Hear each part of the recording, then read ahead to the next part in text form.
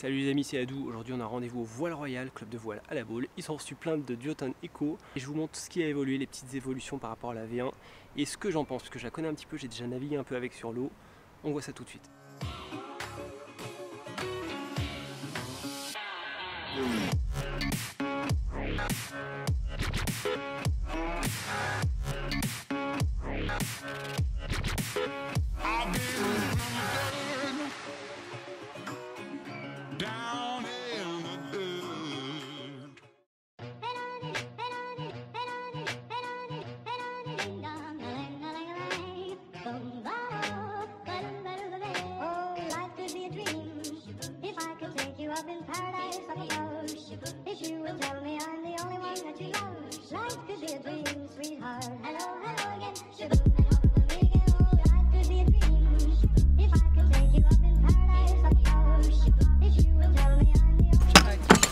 Alors déjà, ce qui change, tu vois, la petitesse du truc par rapport à la V1, on avait des lattes qui étaient traversant sur toute la toile de spi. Là, on a des demi-lattes, donc tu vas pouvoir replier ton aile, vraiment un petit paquet, presque comme une aile à poignée. Ça, c'est la première nouveauté.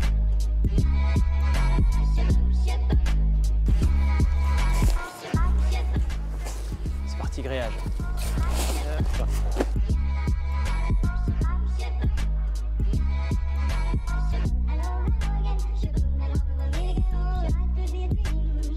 Je vous propose le petit focus sur ce qui a changé, les petites évolutions techniques. C'est parti. Alors la première chose, c'est que je parlais des lattes sur la V1 qui parcouraient l'ensemble de l'aile en largeur. Là on est sur des mini lattes, donc c'est ce qui permet de replier l'aile de manière beaucoup plus compacte. Donc ça c'est une évolution plutôt positive, je trouve. Le système du wish reste identique sur la fixation à l'avant au niveau de la poignée, simplement on a un diamètre qui va être ovale, ce qui permet un gain de rigidité en navigation. Je l'ai testé, c'est vrai que c'est assez sympa. A noter un petit peaufinage de la poignée arrière, il y a ce petit guide qui n'était pas là avant, cette petite sangle. Certaines personnes ont rencontré des problèmes avec le wishbone qui dans certains cas pouvait se décrocher. Moi j'ai jamais eu le souci, mais avec ça c'est la garantie d'avoir le wish qui va bien coller à la wing et ça risque pas de se barrer ou de trop tirer sur la petite garcette qui est là, voilà, le petit bout de Dynéma qui est au bout. Côté renfort et détail de finition, là on a une espèce de néoprène archi top moumoute, c'est super confortable. Donc en gros quand tu vas surfer et que tu vas tenir la poignée par là, eh bien tu risques pas de t'irriter le dessus de la paume des mains. C'est vrai qu'il y a certaines ailes qui sont un peu raides à ce niveau là, et là il n'y a rien à dire, c'est hyper confort. Le système de fixation sur le wish avec la poignée en nylon à l'avant et les deux bouts de Dynéma en bas et en haut, ça reste identique, le système fonctionnait bien. On met en place les sangles avant de gonfler l'aile et quand on gonfle l'aile après, le boudin va venir remplir l'arc de cercle que fait la poignée et tout va bien tenir en place. La tenue est ferme, ça fonctionne super bien, donc rien à dire à ce niveau-là. Alors une des grosses nouveautés, c'est ce petit bout que tu vois qui parcourt la wing et qui vient se fixer à l'arrière du wish. Alors déjà sur le mode de fixation c'est hyper simple, tu vas enfiler la rallonge du wish dans ce petit bout de sangle, la petite extrémité de la sangle, et pour les ailes de plus de 5 mètres, je crois que c'est à partir de la 6 mètres, il y a une extension de ce bout qui est rajouté, mais il n'y a pas de réglage en fait, c'est fixe, tu te fixes sur la rallonge du wish et quand tu gonfles, l'aile se met en position. Et en fait, ce qui est vraiment bien, c'est que le profil va être vachement plus rigide. Sur la V1, dans les vents forts, dans les vents rafaleux, il y avait une tenue qui était un peu moyenne. Moi, j'étais pas enchanté de la tenue dans les vents forts et rafaleux. Et là, clairement, la wing se tient beaucoup mieux, elle est beaucoup plus stable. Et ça se vérifie à la fois sur du plat quand tu traces que quand tu surfes, que tu la lâches en drapeau. Elle va être beaucoup plus stable, elle va beaucoup moins guidonner de gauche à droite comme pouvait le faire la duotone V1. Alors pour la compacité, j'avoue, j'ai un petit peu triché parce que j'ai pris la 3.3 qui est la plus petite qu'avait à l'école, donc forcément elle est plus compacte qu'une 5 mètres ou une 6 mètres. Et puis surtout elle a le petit wish. Il y aura deux formats de wishbone. Pour la 3.3 et jusqu'à la 5 mètres, tu vas avoir le petit wishbone. Et pour les tailles au-dessus de 6 mètres et 7 mètres, il y a un wishbone un peu plus grand. Rien de nouveau pour la valve de gonflage, c'est exactement le même système. Tu t'insères ta pompe avec l'embout un peu spécifique duotone qui est fourni avec la pompe. Et pour dégonfler l'aile, tu as juste avec les doigts à pousser d'un quart de tour et l'aile se dégonfle. Voilà. Alors si, il y a juste une petite nouveauté, la valve de gonflage n'a pas évolué, valve gonflage, dégonflage. Par contre, tu as une valve supplémentaire à laquelle moi j'aurais pas tendance à trop toucher, mais qui permet au dégonflage de la dégonfler plus vite. En fait, tu as cette valve là et tu as celle-là que tu peux ouvrir pour dégonfler l'aile plus vite. Il n'y avait pas cette valve là sur la version 1 de la duotone. Au niveau du shape, on a une aile qui a encore pas mal de V, mais un peu moins visuellement. C'est un ressenti, mais j'ai l'impression qu'elle est un petit peu moins galbée que la Duotone V1. Ce qui est sûr, c'est que quand on la manipule en marchant sur la plage, elle est beaucoup plus stable. La V1 avait tendance à guidonner quand le vent était fort et rafaleux, et là, celle-là, on va dire qu'elle a tendance à se tenir assez stable, à moins bouger. Il y a quand même une nette amélioration à ce niveau-là, ça c'est clair et net. Je l'ai vu sur l'eau, on le voit à terre quand on marche avec l'aile, donc ça c'est plutôt un bon point.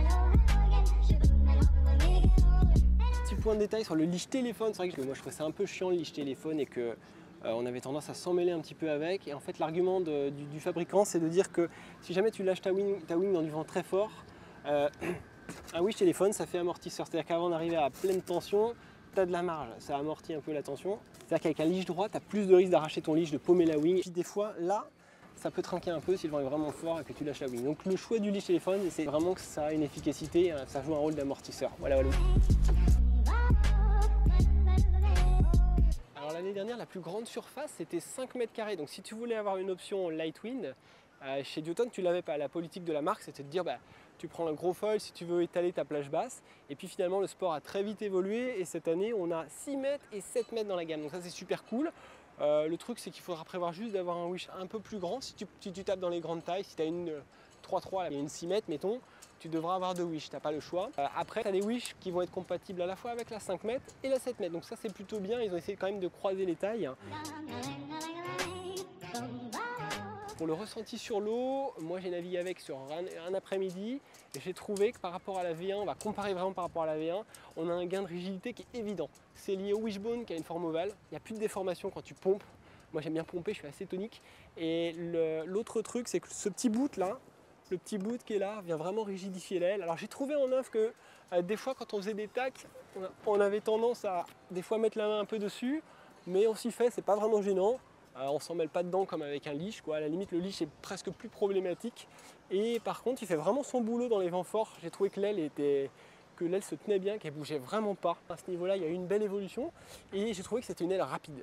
En fait, j'ai fait quelques bords avec une Ozone Wasp, qui est mon aile perso, et je suis passé sur la Echo quand j'ai fait ces tests sur cet après-midi et j'ai trouvé que l'aile était carrément plus rapide.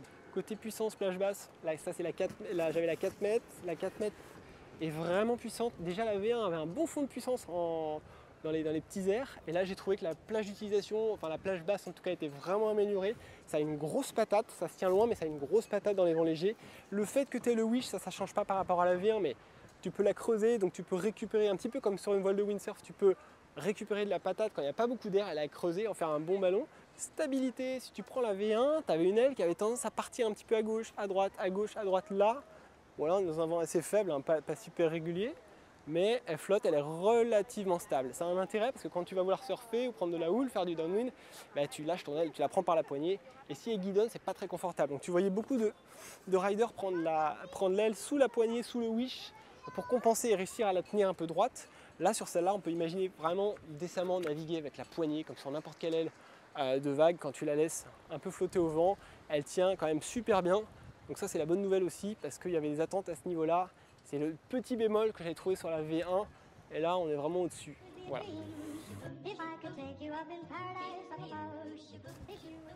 Tac, si je devais conclure sur le sujet, on va dire que c'est une évolution de la première wing de Duotone. La marque capitalise sur ce qui a déjà été mis en place l'année dernière, qui marchait déjà bien. Il y a des évolutions, plus de stabilité, une aile qui a une plage basse encore améliorée. Toujours ce wish qui est super intuitif pour démarrer parce que quand tu débutes, si tu viens du windsurf, c'est une évidence. Si tu viens pas du windsurf, ça reste quand même très intuitif. Je dirais que sur un water start, tu vas facilement réussir à choper ton wish par en dessous. Tu n'as pas besoin d'aller chercher une poignée, tu ne raisonnes pas par cran. Tu vas choper le wish, ensuite tes mains peuvent glisser. Et le wish garde ce côté très intuitif pour l'apprentissage.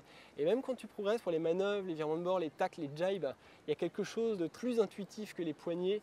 Avec ce wish que tu peux choper à une main, que tu peux faire tourner l'aile avec une main et ça reste vraiment hyper facile de pouvoir manœuvrer cette aile quand tu n'as pas l'habitude, quand tu n'as jamais fait de wing. Voilà, cette petite vidéo touche à sa fin. C'était un petit contenu court de présentation de matos, mais si vous aimez bien ces contenus, n'hésitez pas à me le faire savoir. Bientôt, on se fasse tester la Unit, qui est là la poignée de Duotone, donc qui vient compléter la gamme Freeride, parce que la Echo c'est une wing de Freeride. La Unit va être une aile à poignée qui va être particulièrement adaptée pour les gens qui recherchent de la stabilité dans les vagues. En mode drift, quand tu laisses l'aile flotter au vent, elle va être beaucoup plus stable et un petit peu plus légère du fait qu'il n'y ait pas le wish. Il y aura peut-être moins le côté intuitif, mais par contre ce sera une aile un petit peu plus orientée pour les pratiquants qui veulent s'énerver dans les vagues et dans la houle. Donc on va voir ça, on va la tester bientôt. Je devrais en recevoir une, le club va en recevoir aussi. Je vous tiens au courant, restez branchés, à plus, c'était Adou. Bye bye.